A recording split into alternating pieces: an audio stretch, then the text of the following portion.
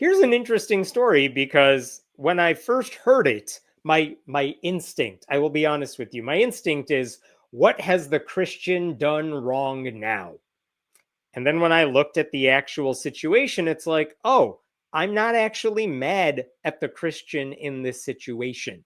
So let me show you who the Christian is that I'm talking about here. Um, this is her. Her name is Sabrina Steffans. She's a senior in high school. She goes to Grand Island Senior High School in Western New York. It's really close to Buffalo, New York. And I have no problem with her. Please don't. I know this is YouTube and whatnot. Don't harass this poor child.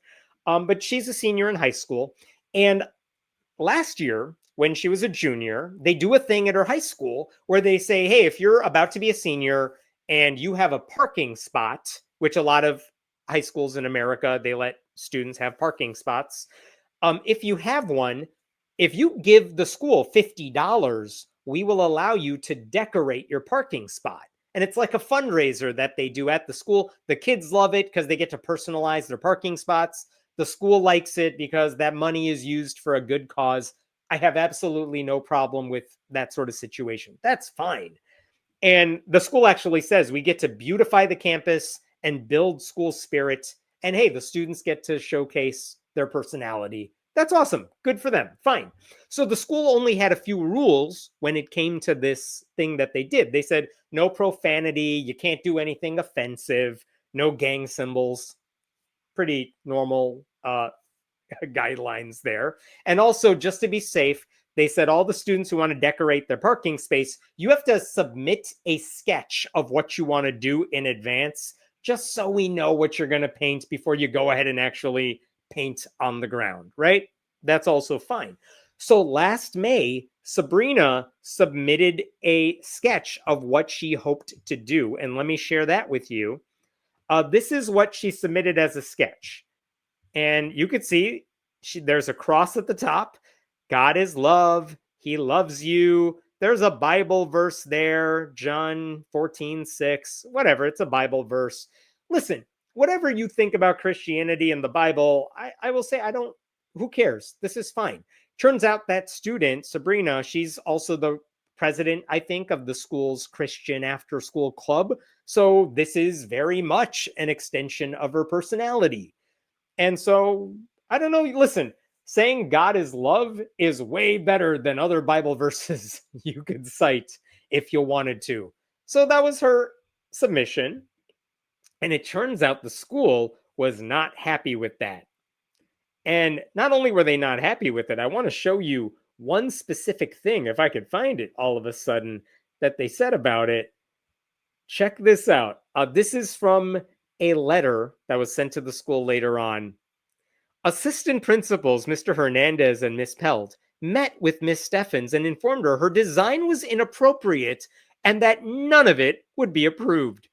Specifically, they told her, if we had to approve your cross, we would have to approve a satanic symbol. And they told this girl she would not want to attend a school like that. God forbid there's a little Baphomet drawn into the parking lot. They also told Miss Steffans that including a cross symbol would only be acceptable if she disguised it as a letter T.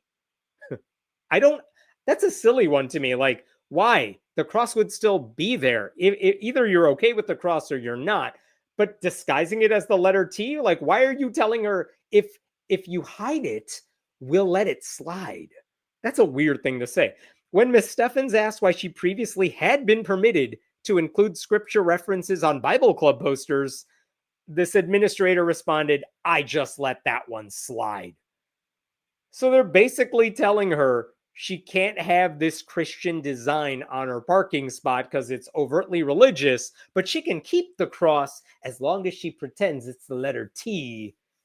It's just a weird thing for administrators to say. And also, the bigger problem with what they're saying is if we let your Christian painting, if we give an okay to your Christian painting, we're going to have to say yes to Satanists. And like, that would be horrible. Don't make us do that. You don't want to go to a school where there are non-Christians around, would you? This is New York. We don't We don't have anyone who's non-Christian here. Weird.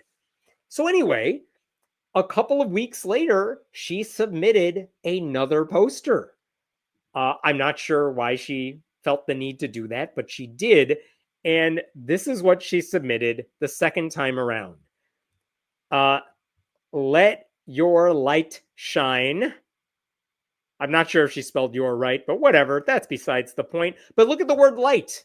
Let your light shine. She did exactly what they told her to do. She has the cross, but it's disguised as the letter T. So she did the thing they wanted, right? And if you look down here, there's a different Bible verse. His will, his way, my life. All right, whatever. She's quoting from Jeremiah something. I don't even know what verse that is. But again, in terms of Bible verses that you want to quote, there are some really bad ones. But if that's the one you're going with, like, who cares, you guys? It's fine. It's not a big deal, right? Right. She did everything the school asked of her. But guess what? The school still said, no, you can't do that. They still told her it was not okay. And this time, look at this. This is also from the letter here. Let me bring this up again. School officials also rejected Miss Steffans' second design. Specifically, they censored the scripture reference, even though the design did not even include what that Jeremiah Bible verse was. For context, Jeremiah 29:11 is a very common scripture cited to commemorate graduation, stating, "For I know the plans I have for you, declares the Lord, plans to prosper you and not to harm you, plans to give you hope in a future." But I guess that was really long, so she's like, I'll just say Jeremiah 29:11. The administrator called Miss Steffans into another meeting into his office on June 13th, where he informed her she had to remove Jeremiah 29:11 and her paraphrase of some other Bible verse. And then he suggested the phrase, you can have he is king. That will be okay, but you just can't say the word God. You can use a synonym for God, but you can't actually say God. You can reference the God, but we think you can get away with it as long as you disguise the cross and you pretend it's the letter T and you don't say God, but you say king instead. We think that's secular enough that no one's going to know what the hell you're talking about except for you. What the hell are they doing at this school? Like, this is just, it's not just out of hand, it's just stupid. So what did this girl do? She did not have to do anything at this point, in my opinion, because what she submitted was fine. But guess what? She submitted a third drawing. She submitted a third one, and here's her third drawing. Is that an L? That's an L now, sure. Let your light shine. That is a cross in the word light, but it's disguised as the letter T. There are some confetti. I don't know what those are supposed to be. Stars? Stars, I assume. Sure, why not? And then what do we have here? In the tree, he is king. So she did exactly what they told her she could do. And this is the sketch she submitted. Like, can I draw my parking spot so it looks something like this? She's even going around saying, look, that's going to be dark green. This is going to be light green. There is, by the way, a snake in the tree. Maybe that's a reference to Genesis 1. I'm not sure. It doesn't matter. So she had her third drawing. And the school finally said yes to that design, which, okay, that's fine. But at this point, and I don't know what the situation is, at some point between design number 1 and the acceptance of design number 3, all of which happened like in May and June of this past school year, till the end of the summer when they could actually decorate their parking spots, lawyers got involved. Lawyers from the right-wing First Liberty Institute got involved, and they're the ones that sent this letter to the school documenting everything I just shared with you and basically asking the same question I'm asking you now, which is, hey, school, what the hell is wrong with you? What are you doing here? And they basically, what First Liberty said, and normally, you know this, I've talked about them or other similar groups before.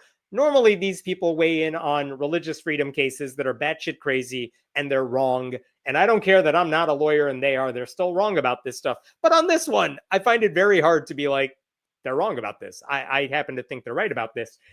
But they basically said, look, other students are allowed to personalize their parking spots however they want, and the school has nothing to say about that. So if you are going to allow this limited public forum where people are allowed to decorate their parking spots using whatever symbols that are appropriate, school appropriate, they're not offensive. If you're going to let them do that and promote sports or promote clubs that they're in, you can't say no to the Christian girl who wants to promote Christianity, which again, that is pretty much in line with what the Supreme Court has been saying for years now. So I think they're making a fair point there. You can't tell students they're allowed to decorate their parking spots, but then reject a particular type of religious reference. And again, they are right about that. When it comes to invocations at city council meetings, this is what the Supreme Court has said too. You can have invocations during city council meetings, but you can't say no to people because they belong to a different religion. So as long as Satanists, humanists, Hindus are allowed to speak in the same fair way that a Christian would be able to, invocations are fine. What if you have a flagpole outside City Hall? We've talked about that on this channel too. If you're allowing outside groups to put up their group's flags outside City Hall, then a Christian group is allowed to put up their flag too, assuming the process is the same for everybody. They have done that as well. And the same thing applies to parking spaces at school, right? You can't refuse a design just because it happens to promote religion. And by the way, the other side of that is if a student submits a drawing that promotes Satan, or that has a little Baphomet, or puts like the 7 tenets of the Satanic Temple, you couldn't say no to that either. By the way, you could also write, hypothetically, if there are any atheists from that high school who want ideas, you could also say, God doesn't exist, but I love you, which I don't think is offensive at all. But guess what? That would be allowed as well. Because if you're going to allow a religious message to go on those parking spots, you might as well push the envelope and see what else you can get away with. So after all this, last week, First Liberty, they sent out a press release for this case, and they basically said, right here, the school has caved. We are pleased that the school district changed course and will allow Sabrina to truly express her deeply held beliefs in her design. The First Amendment, we know. But basically, First Liberty said they will allow her, it says it right here, they will allow her to design her parking space with her original design. So submission 1, that was more overtly religious than submission 3 was, the school said, sorry, we take back everything we said. Your initial design is fine. Please don't sue us, right-wing crazy people group. So they also included this picture of Sabrina starting to paint her original design in her parking spot. And good for her. She has every right to do this. I'm sure it's fine. I don't have a problem, even if I disagree with her. One other thing I wanted to share with you is that the school superintendent, he shared a statement with the Christian Broadcasting Network. Brian Graham, superintendent of Grand Island Central School District, issued a statement explaining the district's stance and its commitment to fostering an inclusive school environment that respects the rights and dignity of all students. We also take seriously our responsibility to uphold constitutional principles, including the First Amendment. While we strongly dispute any assertion that our policies or decisions violated the rights of any student, you guys, they totally did. The Board of Education and district leadership, after careful consultation with legal counsel, after talking with everybody and then listening to our lawyers tell us, what the hell are you people doing? You're going to get us sued. We have decided that the student in question will be permitted to proceed with her original senior parking space design. It's a horrible statement. Like, just freely admit, listen, we didn't want to get sued, and we screwed up. This was on us. Sorry, Sabrina, you can have your parking spot. That's what they should have said. And they also said, the superintendent also said, in the future, we're going to look back at our policies to see if we need to make any changes in how we vet submitted designs. I mean, the only way to get out of this, if you are the school, is to get rid of that program altogether. That's it. But what you can't do is say students can decorate parking spaces however you want, except if you're promoting religion, or especially a religion we don't like. Can't do that one.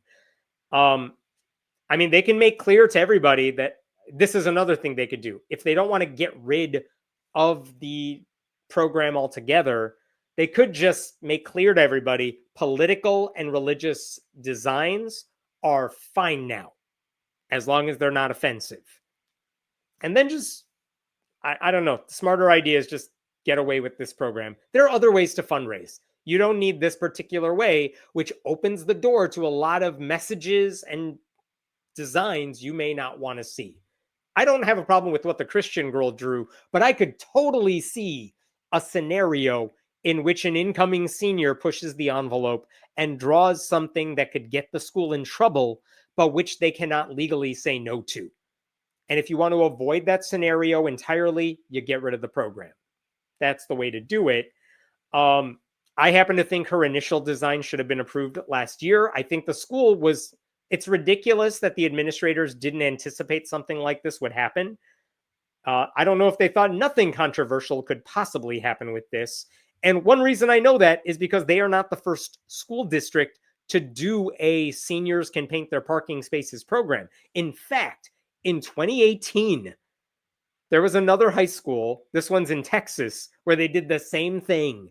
And look at this article from 2018.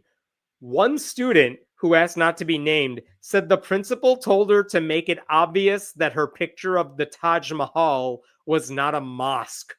The girl was from India, but the school's like, don't make it look too Islamic, wink, wink. Jesus. Another student submitted a painting meant to be a self-portrait showing an African-American girl wearing a shirt that read "Black Girl Magic." And that girl said the school did not feel comfortable with that phrase and only approved the painting after she removed it. Holy crap. And then, however, the district approved a Blue Lives Matter flag, and there were also pictures showing multiple parking spots with Bible verses painted on them. So they were cool with Jesus, they were cool with conservative politics, but Black Girl Magic and the Taj Mahal were too offensive for their tastes. I don't actually remember what happened with that Texas school, but the point is, if you allow students to paint their parking spots, you're gonna have to make these judgment calls, and it's never gonna go well. So why are we doing this? Here's one last thing. Then I'll be done with this story. One other thing that kind of upset me is I saw so many right-wing media outlets posting about this story, and they were all saying, hey, this New York school caves after a Christian girl wants to paint her parking spot. And I get why they're doing that. Like, it's not often you see a public school discriminating against a Christian kid and the school basically saying, yeah, you were right and we were wrong. So I get why they're posting it. But every time you see a story, and I've covered a lot of them, where an atheist or a Satanist takes advantage of the same kind of open public forum, whether it's to deliver an invocation or to put a flag up a flagpole or to put up a display in a state capitol during December, those same legal groups and media outlets often frame it as anti-Christian or offensive. And if they don't do that, they just avoid it altogether. They pretend like, all right, you guys can be mad about it, but we're not going to support the rights of non-Christians to do the things we get to do, right?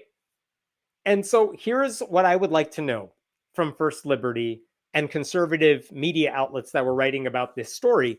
If another student submitted a design for this parking lot spot, painting the parking space, if they submitted a satanic symbol or an atheistic message, would you, as an outlet, or First Liberty, as a conservative lawyer, would you support that student's right to do so? Based on what I saw from the letter they sent to the school, I have to believe their answer is yes, but I have never heard them say that outright explicitly.